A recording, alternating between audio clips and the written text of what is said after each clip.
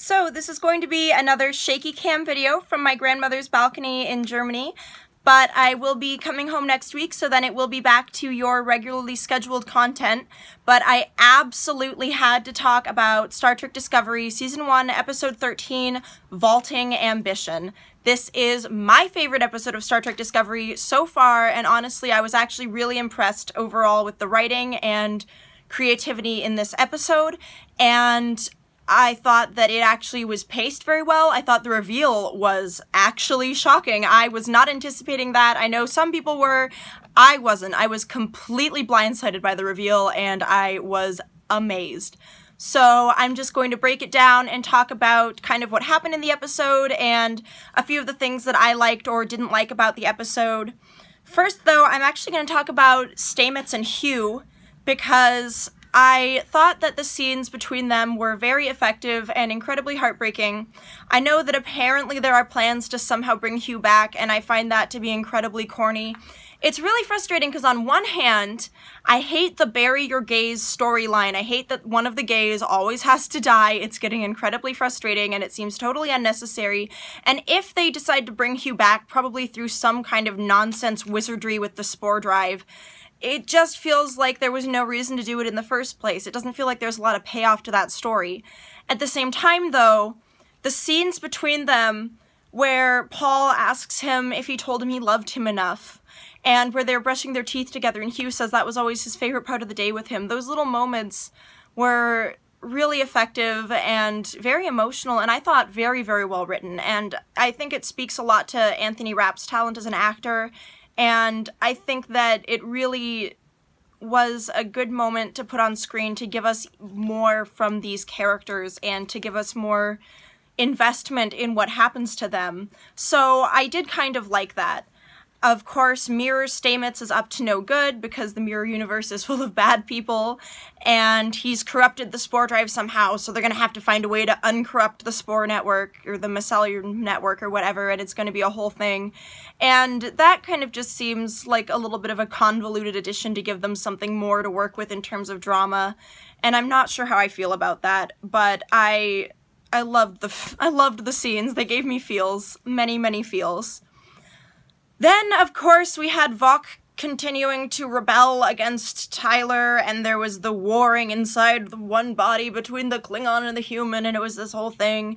And then L'Rell finally agrees to go help him at the urging of Saru, and appears to kill Voq inside Tyler, because she does do the Klingon grieving yell. But I realistically just don't think it's going to be that easy, so we're probably going to have some bullshit where Voq slowly resurfaces again, or some crap like that. I don't think they're going to just let this plotline end, which is kind of annoying because it was really predictable, and ultimately, I'm just not sure that it has that much payoff. You know, again, I feel like I understand why they did it, because they were trying to appeal to Star Trek lore, but I don't know how necessary it really was for the story in a lot of ways, and I don't know, I feel conflicted about it. I'm not sure how they're actually going to resolve that, and now, of course, there's going to be all this drama and tension between Tyler and Burnham, if Tyler is even still Tyler, and that I could have taken or left, to be honest. Then, one of the strongest aspects of this episode, I thought, was actually that we really get to see Empress Georgiou, and she and Michael have some amazing interactions in this episode, and I've always thought that Sonequa Martin Green is an amazing actress. I've said that from day one. I've said that since before the show aired. I loved her on The Walking Dead, and I had high hopes for her here. And I think here we finally see her getting the writing that she needs to be able to perform as well as I always thought that she could. I thought that the chemistry between her and Michelle Yeoh was really good, and I loved the dimension of Georgiou's character in the Mirror Universe, because she's not just an evil, bad, scary empress. She does also genuinely and sincerely love Michael and have real motherly feelings for her and real emotional investment in her betrayal. And having all of that built into this character, I thought, when you compound that with Michael's feelings because of the Prime Universe's Georgiou, I think that it leads to some very, very effective scenes between the two of them, and I thought that each scene they had together, it moved the plot along, but it also, again, developed Michael's character further and developed her relationship with Georgiou in a way I don't think we got to see very in depth.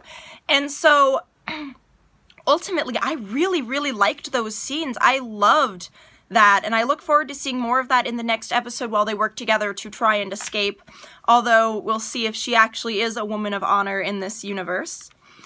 And then finally, of course, we have to talk about the reveal that Lorca is evil Lorca. He is Mirror Universe Lorca.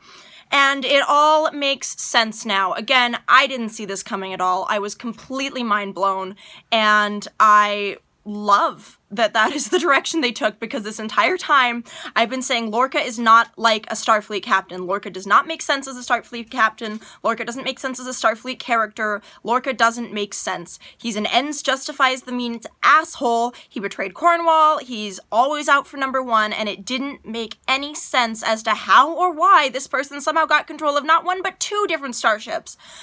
So I was actually really, really impressed, and I'm very curious to know when the switch happened, because I kind of almost suspect it was before the Battle of the Binary Stars, because it would explain why he did what he did with his crew. So I'm really, really interested to see how this unfolds. I'm still not super on board with Star Trek Discovery overall. I still think it's a deeply flawed show with a lot of problems and a lot of sensationalism. But I thought this was a high-quality episode. It made a lot of really interesting advances in the plot, and it gave us a lot more to work with going forward, and it also justified a lot of the things that I disliked about previous episodes in a very compelling way. So this episode, I would say, is worth giving a watch. If you've abandoned the series so far, I would say at least watch up to this episode, because the way they did this reveal was pretty artful. I was not expecting it at all. And the things like Lorca's light sensitivity now suddenly make a lot more sense.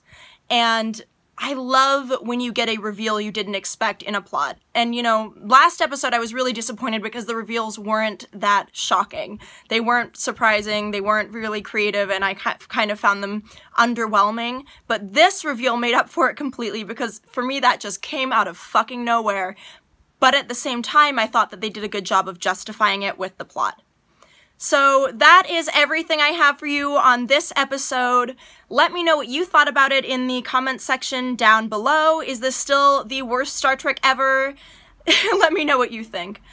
I promise next week when I'm back in the States, I will also be doing some political videos and things like that, because I know there's been a lot going on. I just don't have the wherewithal to produce those videos while I'm over here, because they require a little more due diligence, and I just, A, don't have the time, and I, B, don't have any of my editing software or anything like that. So again, next week I will be back with your regularly scheduled content, but I just couldn't leave you high and dry with Discovery. So until next time, Wiedersehen.